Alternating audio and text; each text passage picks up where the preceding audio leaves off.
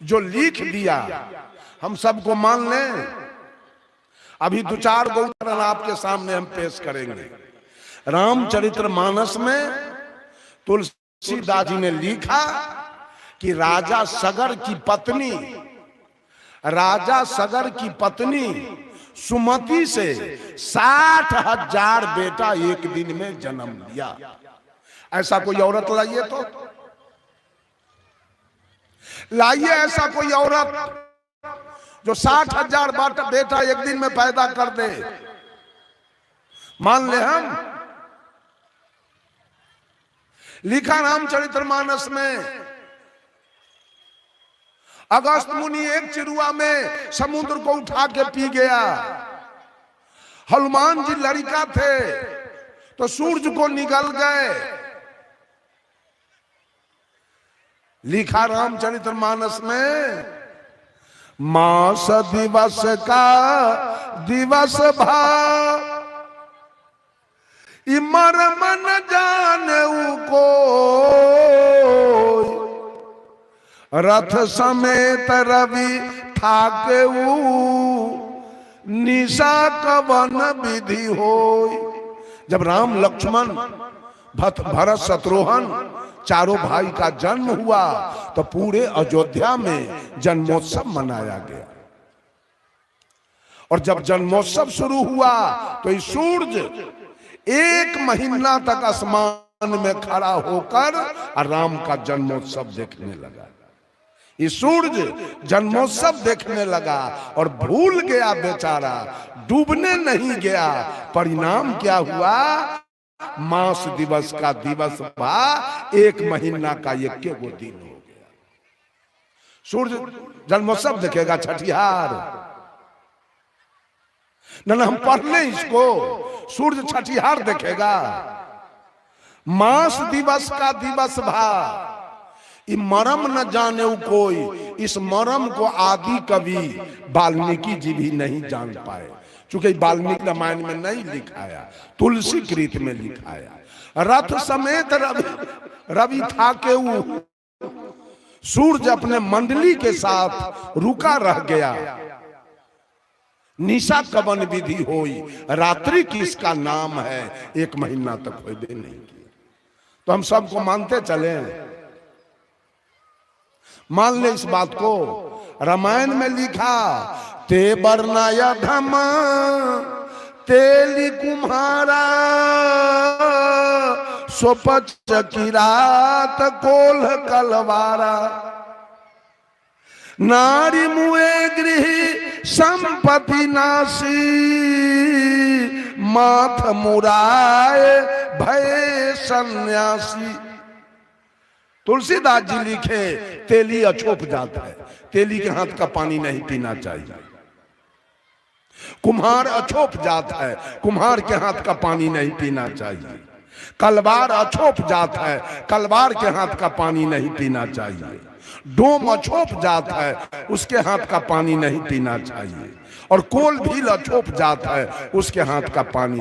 कोई जन्म से अछोप होता है कि कर्म से? इतना दुर्घटना वाली बात सदग्रंथ में लिखाना चाहिए। तेली नीच होता है, तेली के तेल पेरल बहुत ऊंच होता है। कुम्हार नीच होता है, कुम्हार के बनाए दुर्गा जी बड़ा ऊंच होता है। कलवार नीच होता है, कलवार के दुकान के सौदा बड़ा ऊंच होता है। मानेंगे हम नहीं, हम जानेंगे। ये मान सब लोग सुन लीजिए, ये मंच विश्वास का नहीं है। हमारा विद्वान लिखा है, I keep 6 honest serving man, they taught me all I know. मैं कुछ नहीं जानता हूं और अपने पास 6 कर्तव्यपरायण ईमानदार व्यक्ति को रखता हूं। जो कुछ भी मैंने सीखा है इन्होंने ही सिखाया है, और इनके नाम है, their names are what, why, who, when, where and how. इनके नाम है क्या, कौन, कहां, क्यों, कब और कैसे। ये मंच विश्वास का नहीं है, ये मंच विचार का है। ये मंच अनुमान का नहीं है, ये मंच अनुभव का है। ये मंच मानने का नहीं है। मैं तो सारे लोगों को कहता हूं कि मेरे बात को आप लोग मत मानिए, कोई जरूरी नहीं है मानना। मेरे बात को जानिए कि सच बोल रहा है कि झूठ। ये मंच मानने का नहीं है, जानने का है। ये मंच अंधश्रद्धा का नहीं है, ये मंच शंका का है। इतना बात सब बहुत मंच देखे होंगे, लेकिन सब मंच से ही मंच अलग है। यहाँ कोई गड़बड़ी बात नहीं होगी, कोई ठग ठगैती की बात नहीं होगी, कोई झूठ फसक्कर की बात यहाँ से नहीं होने वाली है। ये बात समझ लीजिए। इतना बात जब साहेब कबीर कहे तो दुनिया के लोग कहा कि वेद को हम लोग अनादि मानते हैं। तो साहेब कबीर कहे ई मन बरा कि जही मन माना।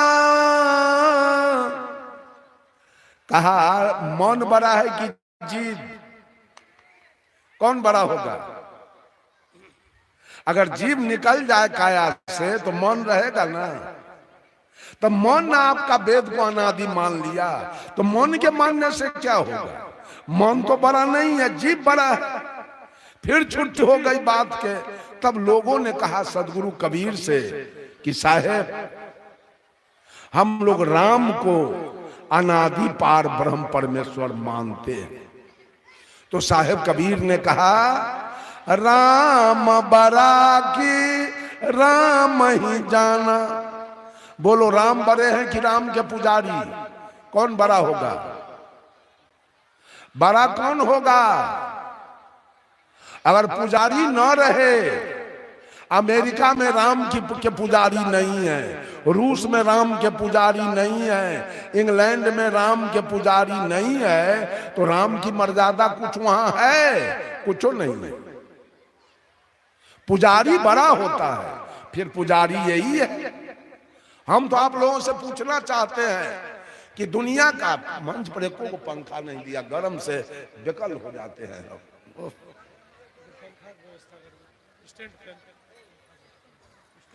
दुनिया के जितने रामायण महाभारत गीता सुखसागर वेद पुराण स्मृति उपनिषद Shrimad Bhagavat, physics chemistry elementary mathematics geometry history geography economics civics Sanskrit साहित्य, इस सारा ग्रंथ कोर्स का किताब और अध्यात्म का किताब के लिखा? किसकी बात लिखी गई? लिखा कौन? लिखने वाला सब मानव है और मानव की बात लिखी गई ग्रंथ में। सबका ऊपर कौन है? सबके ऊपर कौन है? आप नहीं है तो दुनिया नहीं है। एक भी ग्रंथ नहीं बनेगा। अगर पूरे विश्व का आदमी मर जाए तो एक भी ग्रंथ नहीं बनेगा, एक भी कोर्स का किताब नहीं बनेगा। सब कुछ का बाप यह आत्मा यहां बैठा हुआ है। सब कुछ का यही आत्मा था तो इंदिरा गांधी भारत के प्रधानमंत्री थी। आत्मा निकल गया, जल के शांति वन में राख हो गई। लाल बहादुर शास्त्री जी जल गए, पंडित जवाहरलाल नेहरू जल गए, राजीव गांधी जल गए, संजय गांधी जल गए, मोरारजी देसाई जल गए, जगजीवन राम जल गए, चरण सिंह जल गए, विश्वनाथ प्रताप सिंह जल के राख हो गए। सबका बाप यही आत्मा है। इससे बड़ा इस दुनिया में कुछ है ही नहीं। जिस आत्मा की वकालत सदगुरु कबीर ने किया है, सब कुछ करने वाला यही है। सब लोग भाग गए।